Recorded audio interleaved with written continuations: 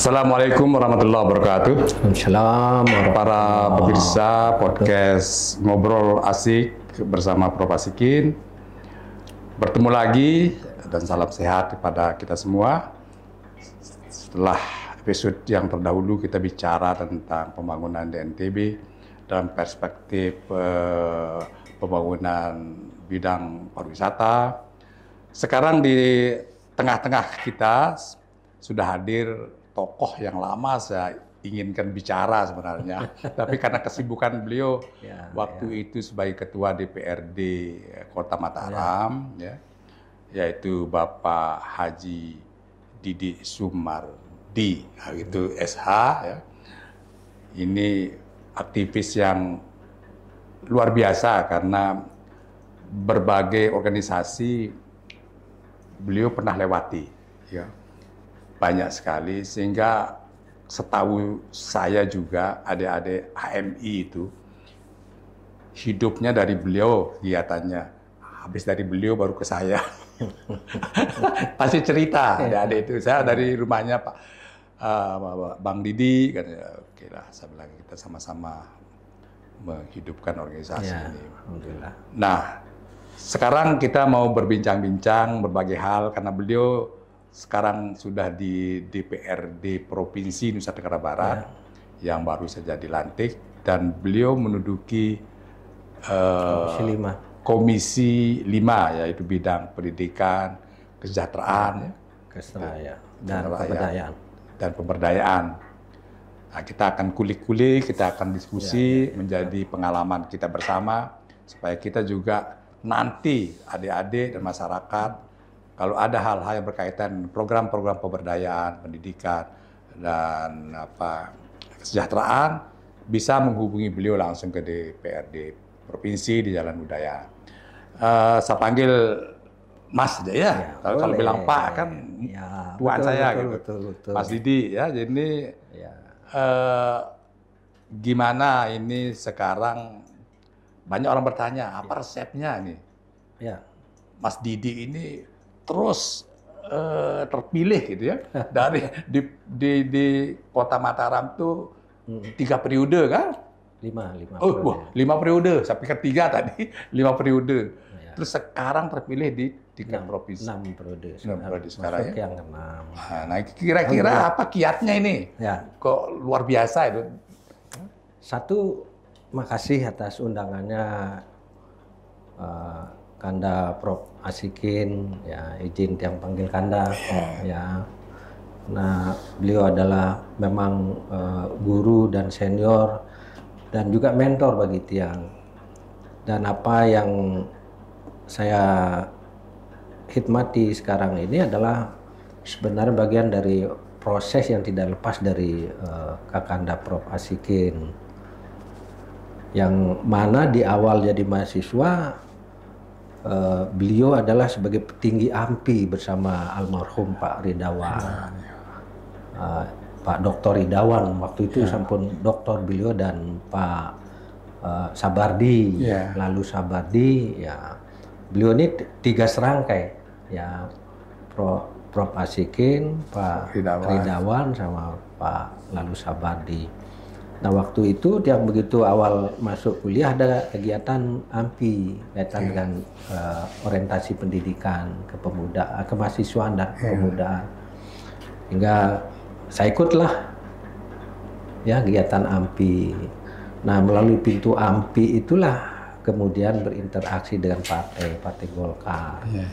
Yang mana yang sejak mahasiswa memang betul-betul aktif dari bagaimana ngetik surat, ngonsep surat, nganter surat gitu. Dan itu kita tekuni, di samping juga aktif di berbagai organisasi kemahasiswaan dan kepemudaan. Sehingga dengan aktivitas di berbagai organisasi kemahasiswaan dan kepemudaan itulah pada akhirnya jalan terbuka dengan sendirinya. Langkah-langkah ke depan itu seolah-olah natural untuk kita tapaki begitu kan. Jadi besar ya pengaruhnya Pak Didi ini masuk di organisasi besar, betul, untuk karier. Sangat Saya boleh cerita bahwa kalau kita mengenal dengan pola atau sistem pembinaan kepemudaan secara nasional yang kita kenal dengan 5 pilar ya pembinaan kepemudaan itu KNPI sebagai wadah berhimpun bagi organisasi kepemudaan itu secara struktural dari pusat sampai daerah kan terbangun seperti itu kan. KNPI menghimpun organisasi kepemudaan dan yang sudah jadi ketuanya. Ketua KNPI. Kemudian Senat Mahasiswa juga demikian. Jadi masa suku pimpinan Senat Mahasiswa. Yang ketiga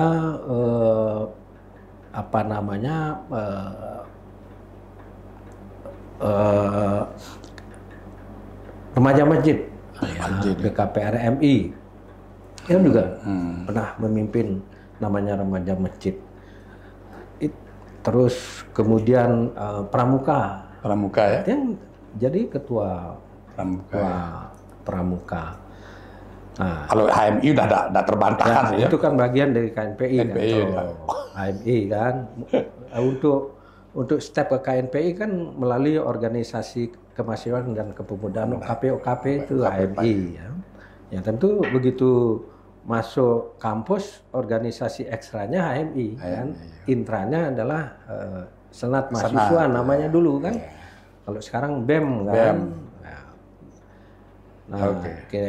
Kita masuki Dewan Mahasiswa, kita masuki Senat Mahasiswa, terus HMI, organisasi ekstra ya lainnya kepemudaan AMPI tadi yang cerita itu kita masuk AMPI. Jadi Prof Asikin ini betul-betul mentor dan guru saya dari dulu ya.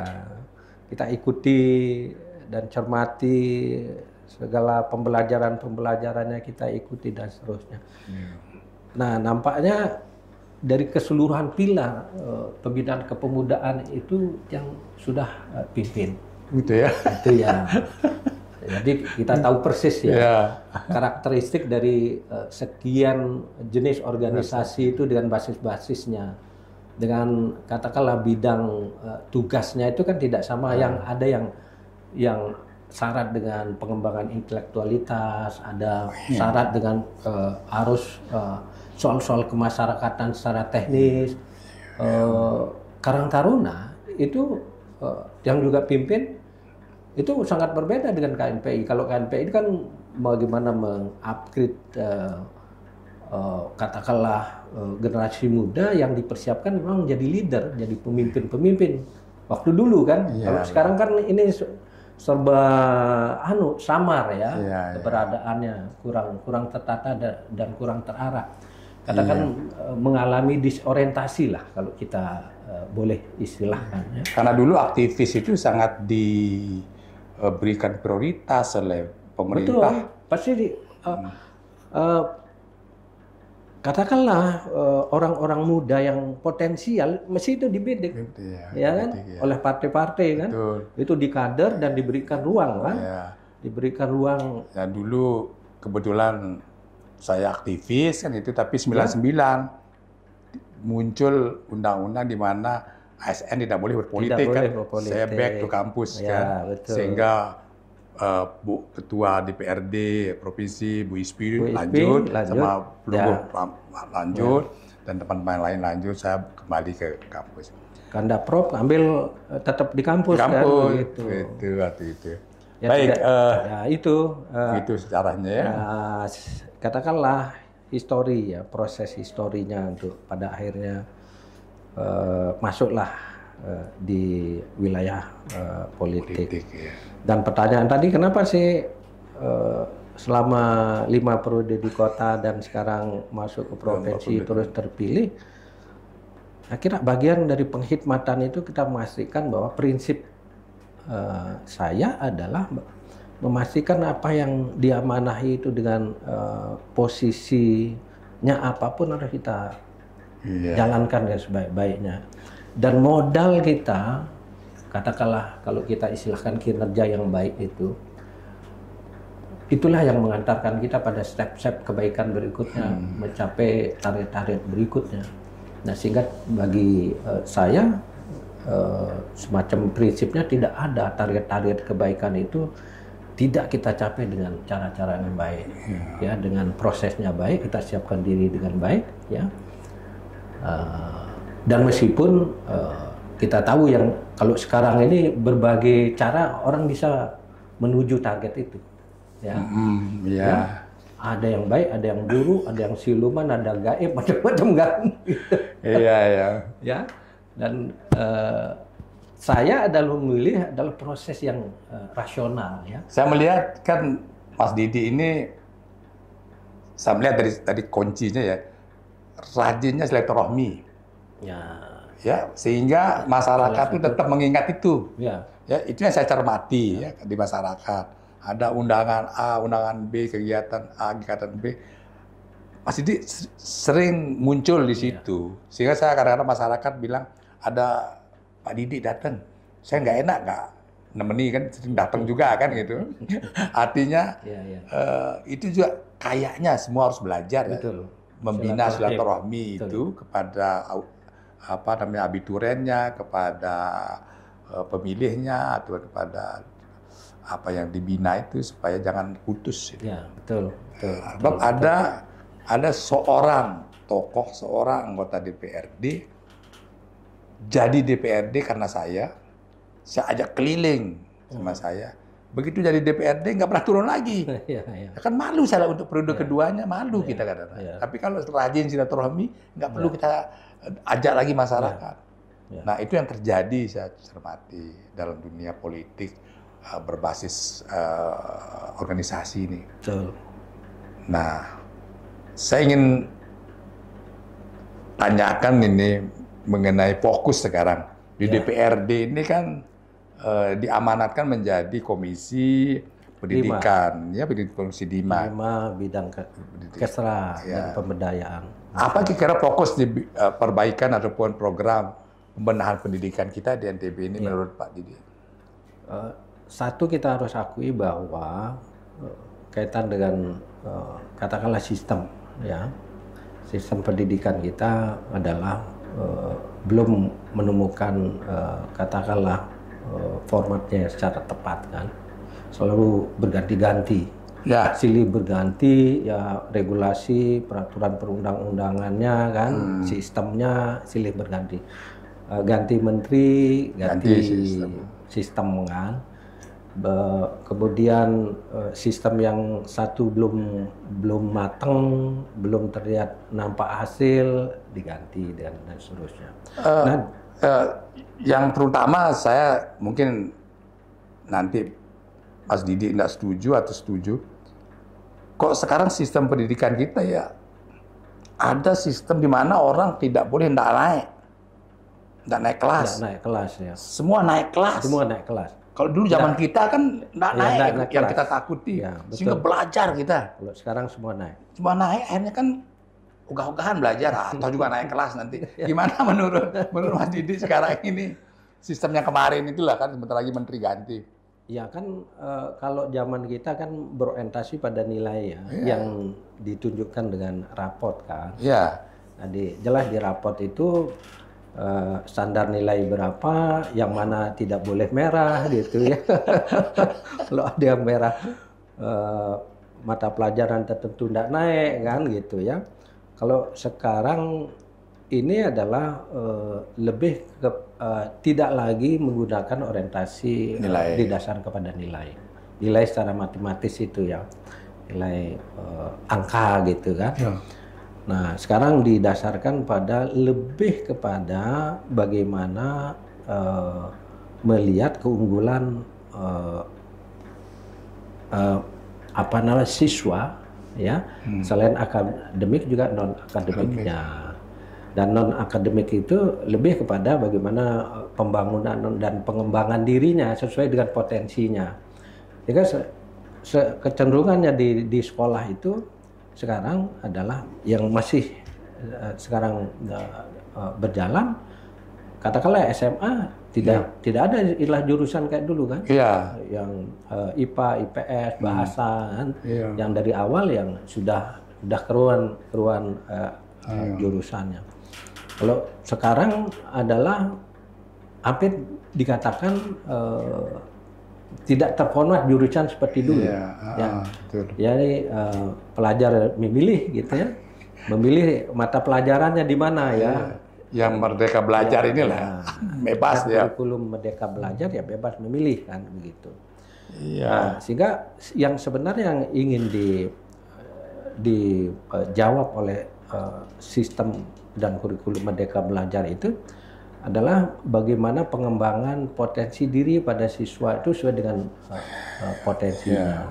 Karena tidak selalu adalah katakanlah siswa yang memiliki nilai tertentu itu ya akan berhasil kemudian setelah lulus dari katakanlah sekolah pada jenjang tertentu.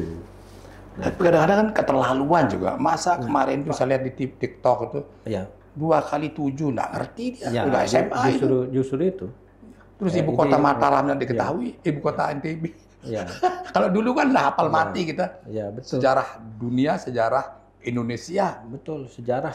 Wah, sekarang kok gitu-gitu nggak bisa, gimana? Apa gurunya malas ngasih tugas ataupun kita hafal mati lah gitu. Hafal mati. Dunia ini kita hafal mati ibu kotanya. Jangankan hanya NTB, dunia. Ken Arok pun kita tahu dia di mana dia dilahirkan gitu loh, misalnya gitu loh. Jadi sekarang ini begitu ya, sedih ya. Jadi dampak daripada tidak berbasis nilai itu, nilai kompetisi ketika lulus. Jadi itu menurut Mas Didi ya, kita perlu perjuangkan sekarang kembali kepada sistem ya. Kalau memang dia bodoh goblok, nggak usah lulus dah. Daripada beban nanti di tingkat atasnya. Lah kita di kampus ini terus ngajar, ada loh. Nggak bisa membaca, masuk fakultas hukum, susah kita nggak bisa membaca. Kan? Itu kan akibat dari kelalaian kita mengontrol waktu SMA. Ada yang belum begak-gak membaca itu. Kalau kita dulu kan standar-standar bagaimana memenuhi aspek kognitif, afektif, psikomotorik itu kan ada grade-nya, ada grade-grade-nya, semua masing-masing jenjang kan.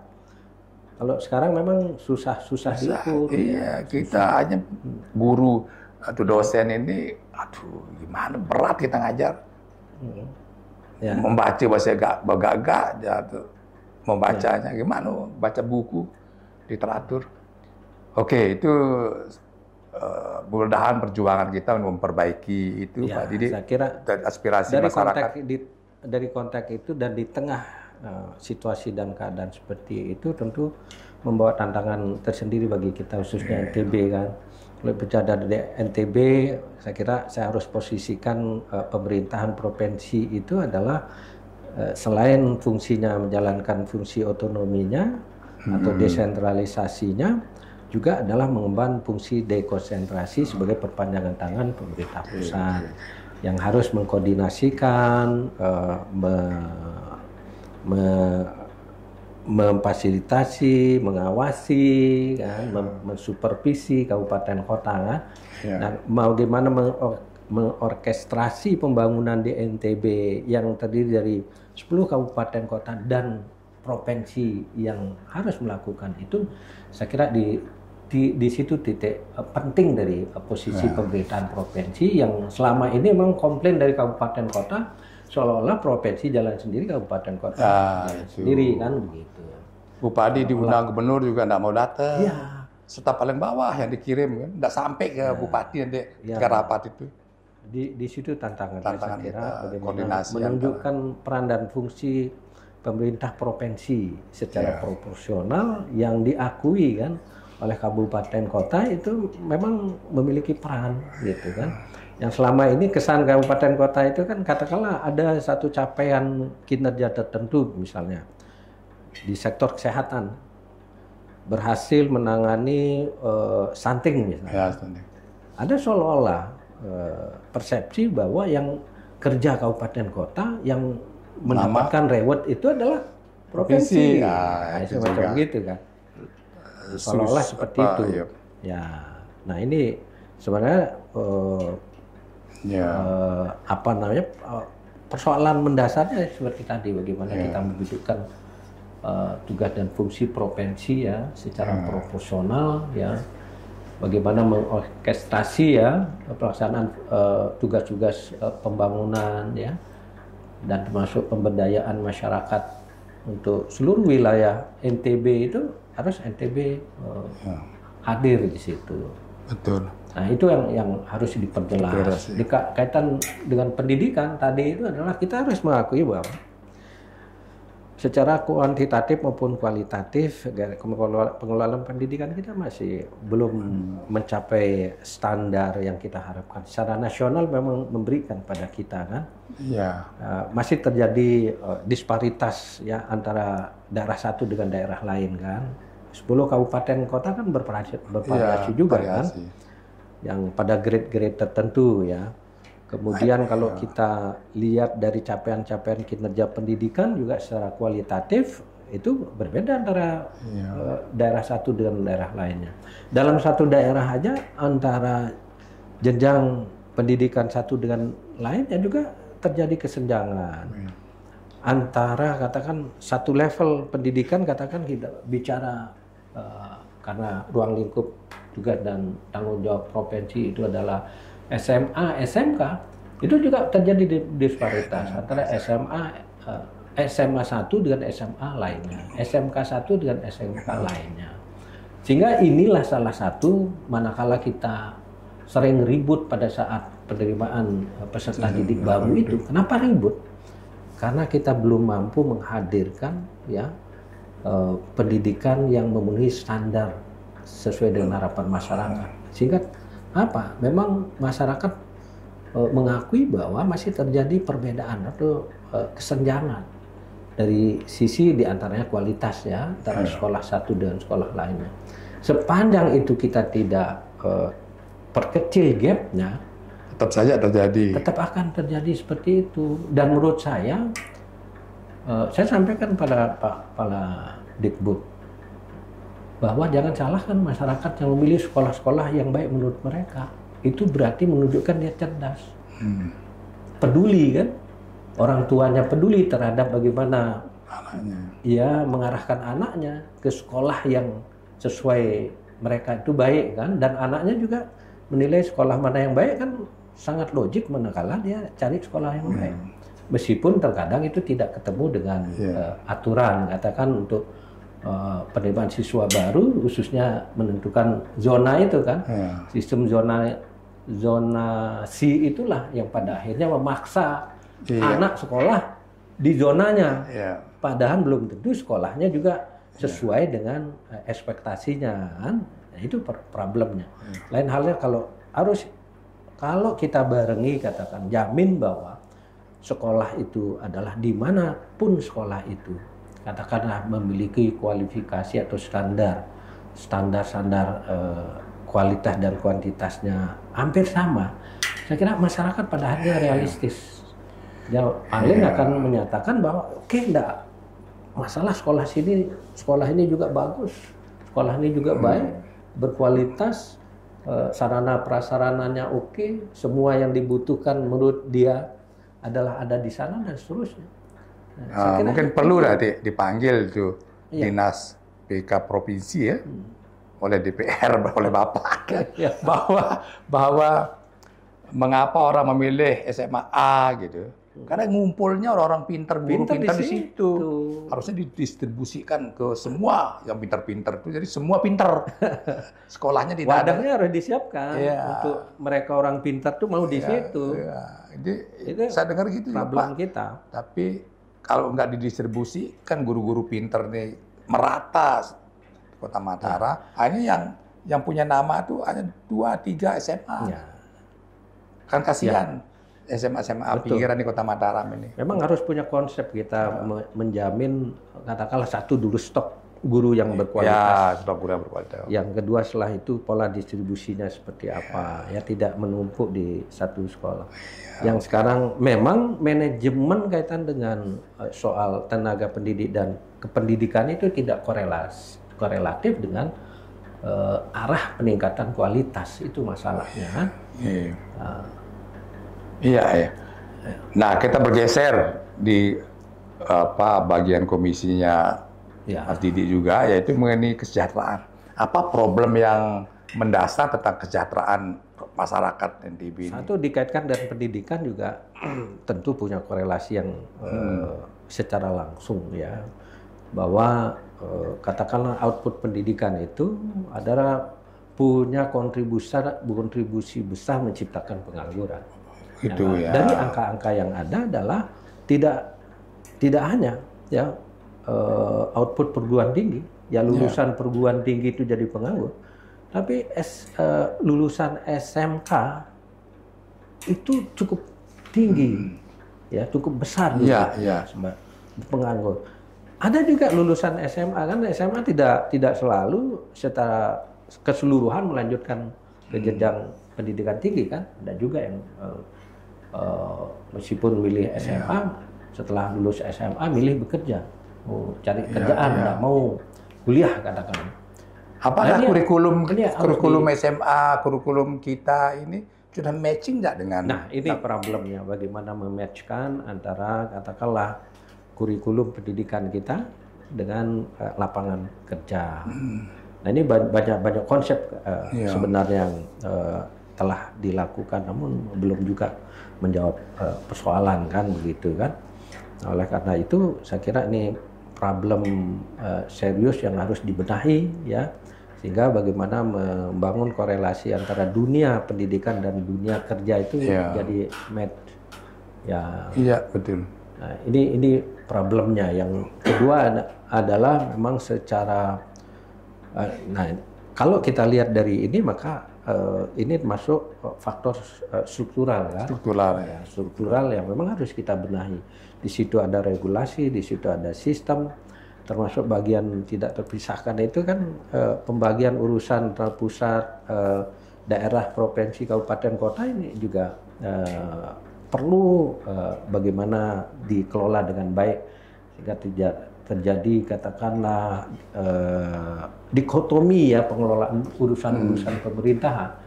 Kalau sekarang kita bicara pendidikan, memang pendidikan dasar menengah sampai SMP itu adalah kabupaten kota, SMA SMK itu provinsi, dan pendidikan tinggi secara nasional seolah-olah tidak terintegrasi ya menjadi satu kesatuan. Padahal ini kan sesuatu hal yang tidak boleh terjadi. Dikotomi pengelolaan pendidikan menurut jenjang-jenjangnya itu kan. Nah ini belum terbangun. Saya punya teman dari Jakarta berapa kali ke NTB untuk merekrut tenaga kerja yang berbasis syariah. Kan ada bank syariah, asuransi syariah. Dia bilang susah sekali saya memperoleh tenaga kerja wanita yang berbasis syariah di NTB ini. Problem utamanya katanya berdandan tuh kurang pandai orang NTB ini. Berdandan syariah. Syariahnya kalah sama berdandan syariah orang-orang Jawa, SMA di luar NTB. Kenapa enggak ada kurikulum tentang tata busana? Ya termasuk itu kan. Iya, ini kan harus tantangan kita. SMK, kalau SMK di Mataram SMK 4 itu ya. Iya. SMKK dulu kan. Iya. Di situ memang mencetak pelajar ya, siswa-siswi kita. Iya, yang pandai berdandan berpakaian busana, sehingga kalau jadi di front office kan di bank itu di depan tuh bank syariah, bank asuransi syariah. Kalau dia enggak bagus tata busana muslimnya, kan enak juga orang mau acak-acakan. Nah itu dia bilang, Pak Ikin coba sarankan katanya pada sekolah-sekolah berbasis Islam ini supaya ada pelajaran itu. Saya repot merekrut tenaga kerja di NTB ini. Padahal tenaga kerja untuk syariah ini dia banyak dicari. Cuma memenuhi syarat supaya dia itu indah, cantik, berbasis syariah itu susah.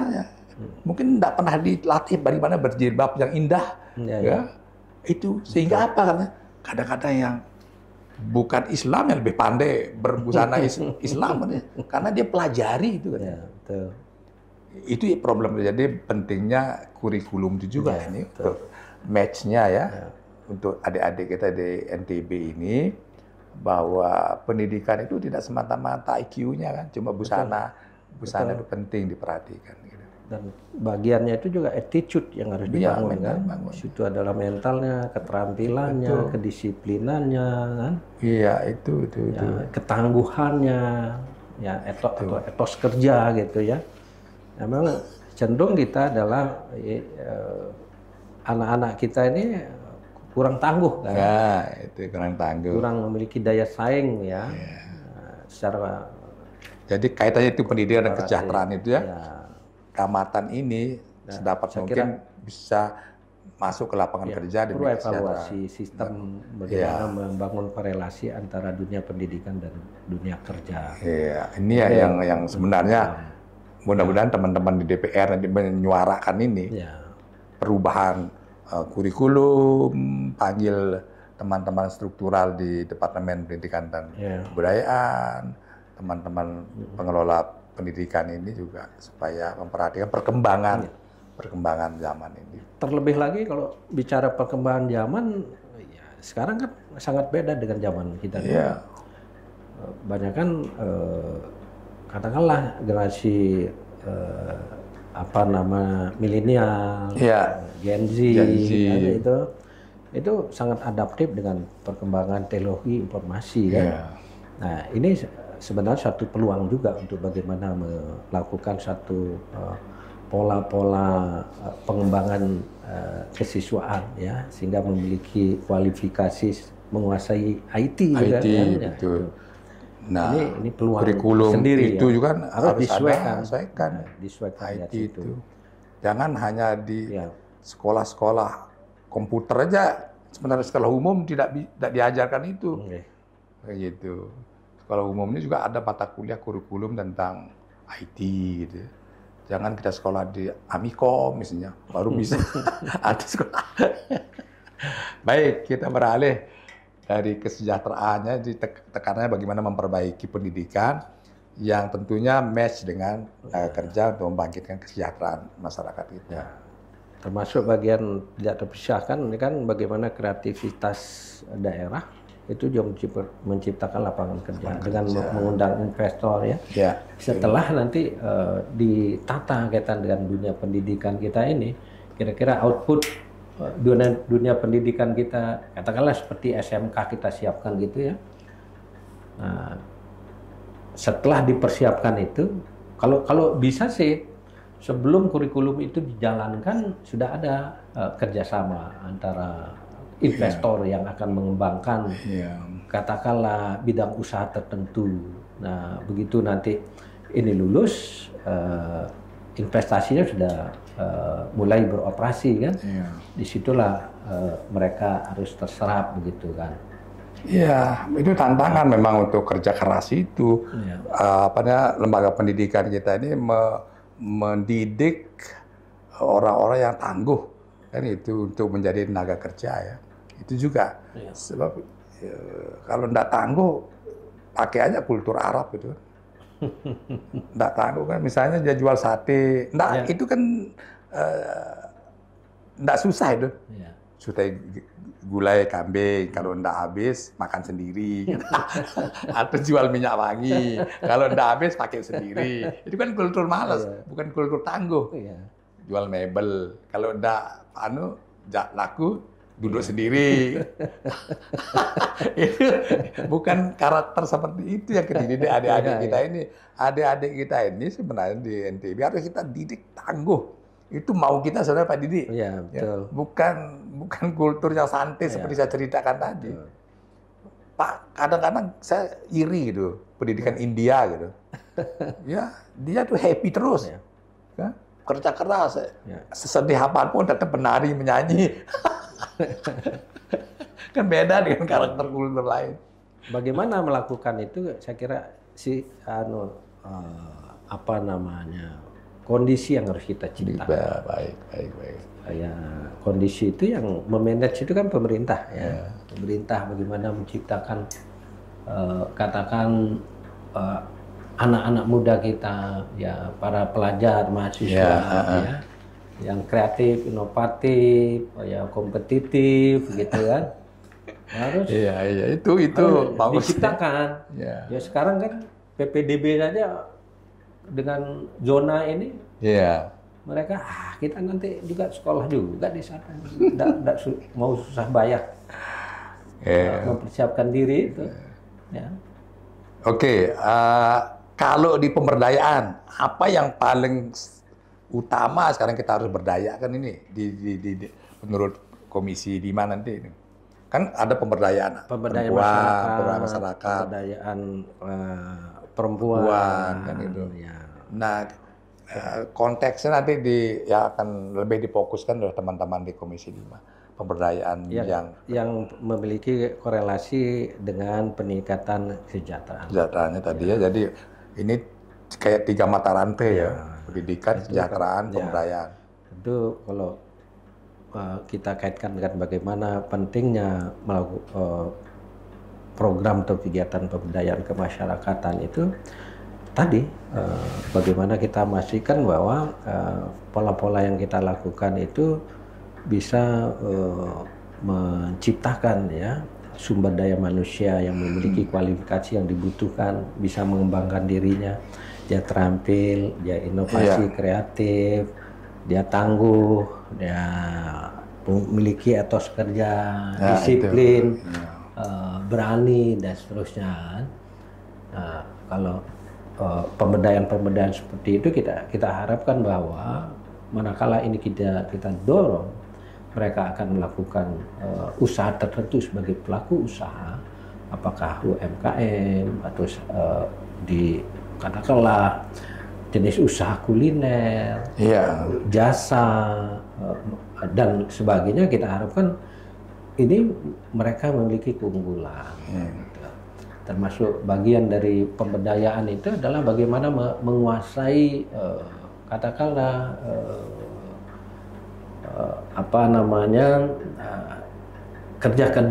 kerja-kerja secara teknologi, secara IT yang harus mereka miliki, ya kan? Bagaimana pemasaran secara online dia harus juga biasa gitu, bisa melakukan itu gitu kan, tidak secara konservatif gitu ya. Sekarang kan pemasaran itu bisa menembus batas-batas daerah dan batas-batas negara kan. Betul. Dan orang barat itu kalau kita bisnis, kalau kita apa gitu, dia maunya tepat waktu. Dia tidak suka kalau bisnis janjian kirim barang lalu tidak tepat kapan sampainya. Kalau kita mau bisnis atau apa saja tadi berkorelasi dengan ekspor impor dan segala macam, memang basis kita ini yang di Indonesia termasuk di NTB ini adalah bagaimana mendidik anak-anak kita ini menghargai waktu kayaknya. Itu yang lepasnya. Disiplin itu. Makanya di Fakultas Hukum itu kita udah mulai mengajarkan disiplin. Kalau dia telat 1 detik saja tidak boleh masuk. Bukan menit. Detik. Pak Prof Amir itu di belakangnya mahasiswa itu dianggap tidak boleh masuk. Harus setuju itu. Mahasiswa nunggu dosen, nunggu guru, bukan berdiri di belakang guru terus gitu. Saya juga begitu sekarang. Karena di Indonesia ini kan hanya 1 tepat waktu sekarang ini, berbuka puasa aja. Itu tidak pernah telat itu, malah kita sumpah itu yang azan telat itu, katanya telat. Padahal dia yang benar itu yang azan itu. Tapi apa ini kayaknya telat ya. Kalau buka puasa, tapi kalau lain-lain di Indonesia wajib telat. Nah, itu kita merubah karakter telat ini. Nah, mentransformasi semangat berbuka puasa itu secara disiplin itu harus kita bagaimana bisa mempengaruhi ke hal-hal yang lain. Makanya saya suka sekali. Sebenarnya sholat itu juga mendidik harusnya tepat waktu kan? Tepat waktu. Demi waktu, wal asri, wal fajri, wal duha, semua itu demi waktu kan? Tapi kita ini langgar aja, kalah kita sama orang Jepang kan? Kalau Pak Didi kan sering ke luar negeri, ke Jepang, tuh on time betul itu. Terasa betul primitif kita ya. Begitu. Saya bilang, sehingga kita malas pakai mobil pribadi di luar negeri itu, karena fasilitas publiknya on time. Sini enggak, Masya Allah Indonesia ini. Kita beli tiket, Lion misalnya, lelah kita nunggu. Bagaimana kita bisa maju?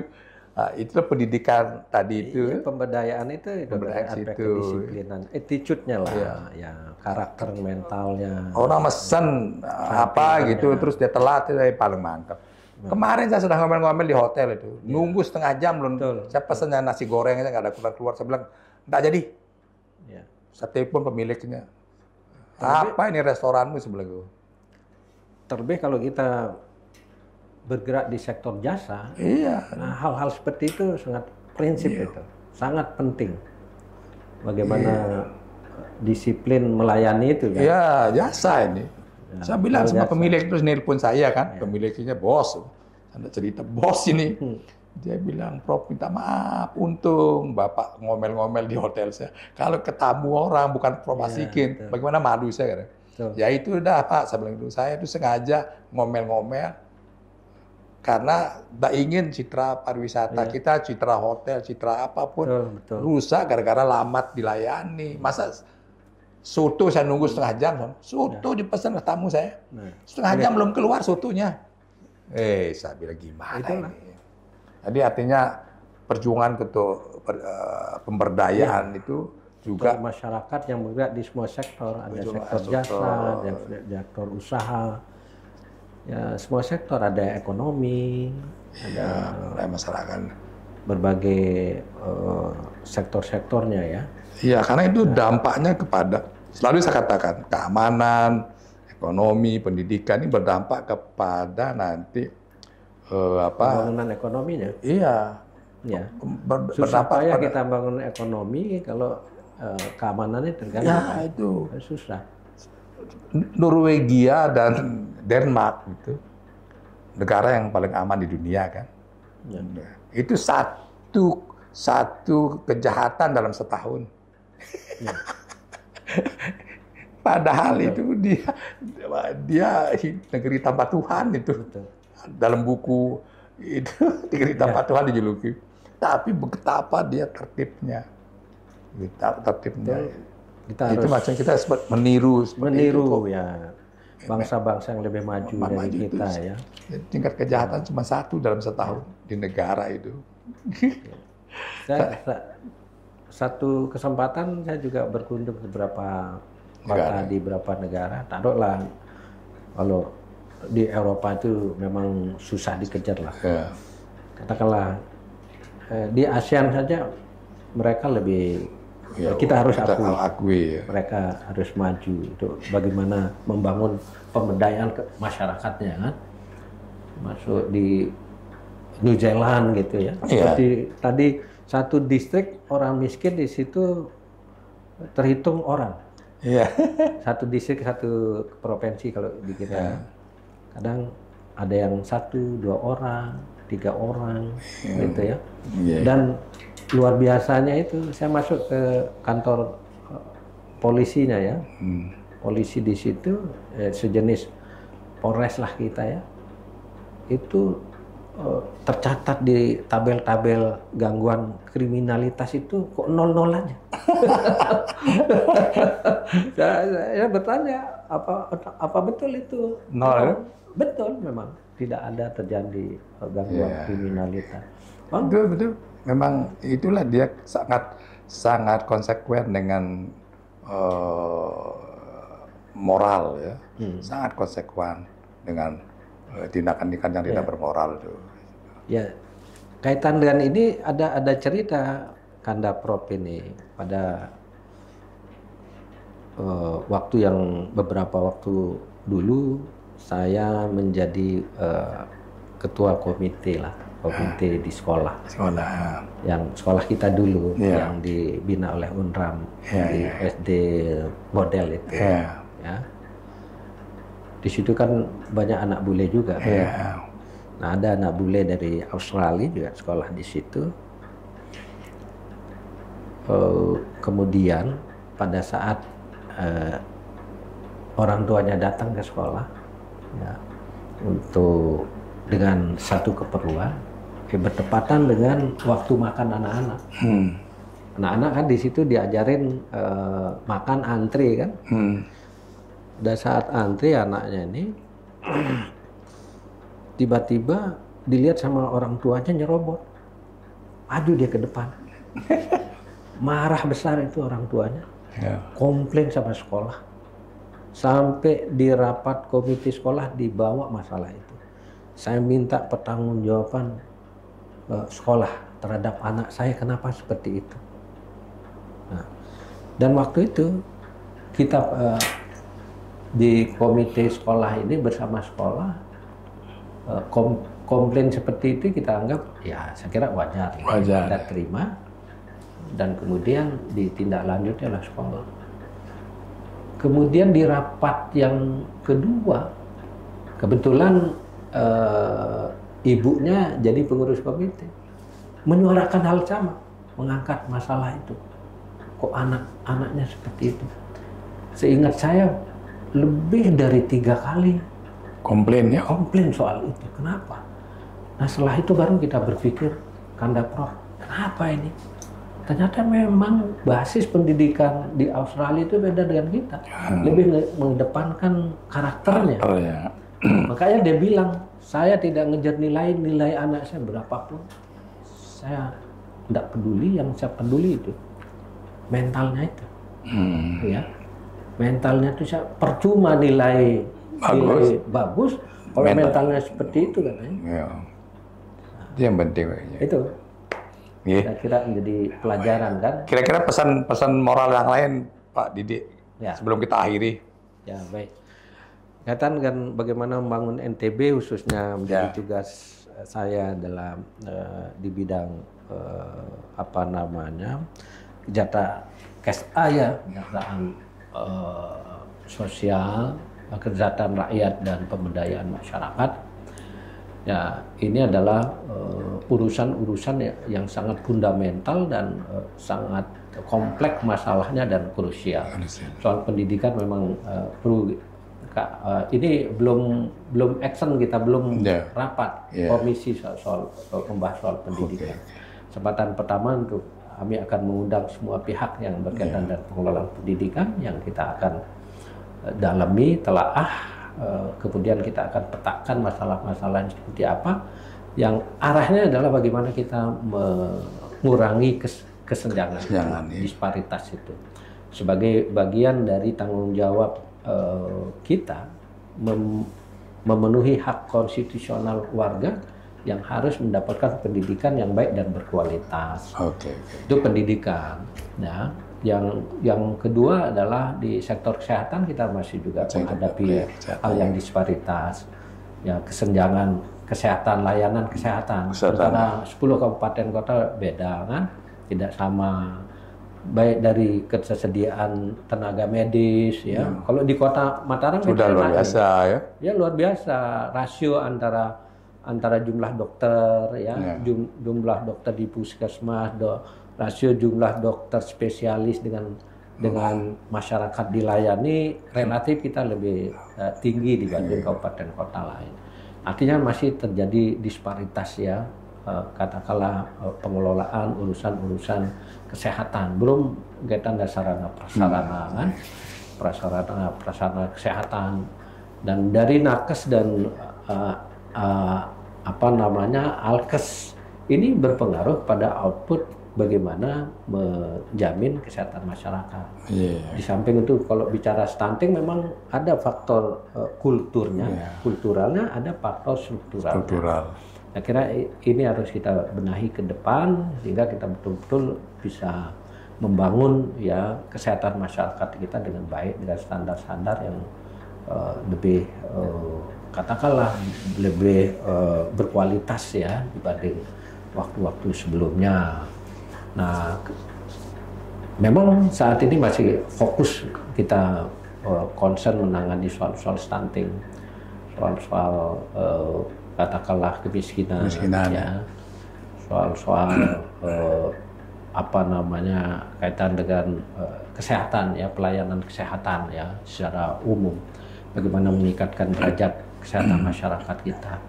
Dan saya kira hal yang mendasar juga ini perlu dibantu kita Kanda Prof ini bagaimana membangun paradigma membangun hidup sehat itu.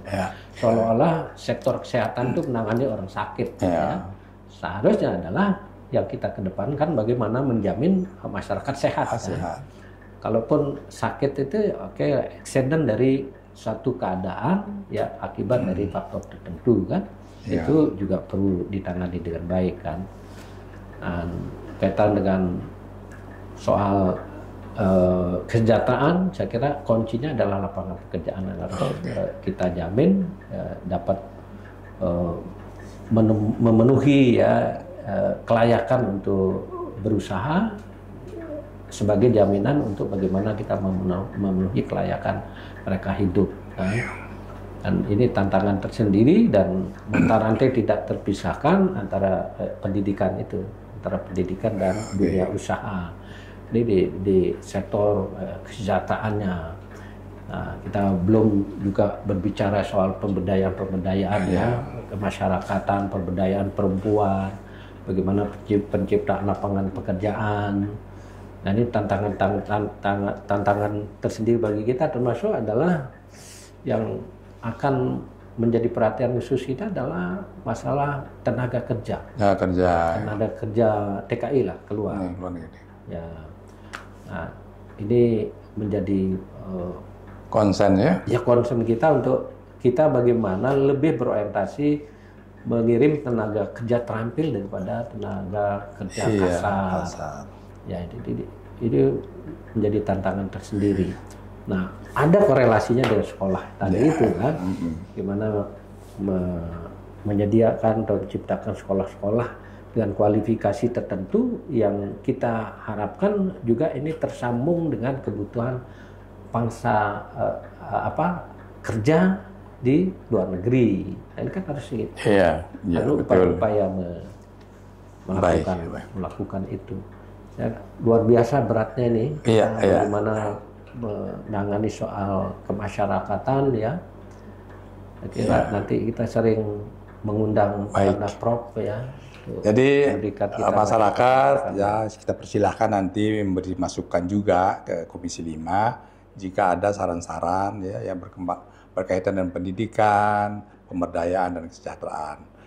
Karena Mas Didi ini duduk di komisi itu tentu perlu masukan juga ya bottom up dari masyarakat. Diskusi ini memfasilitasi think tank kita berpikir bagaimana membangun NTB ini secara baik.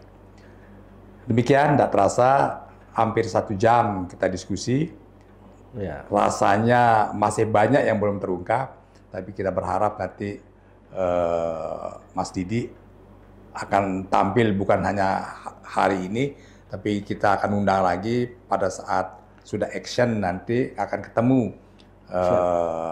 kiat-kiat lain yang ketika sudah action, bukan saja pada perencanaan kan, pada lapangan kadang-kadang ditemukan masalah-masalah tantangan. Kalau bisa lebih tematik ya. Ya, gitu tematik. Masalah apa kita angkat.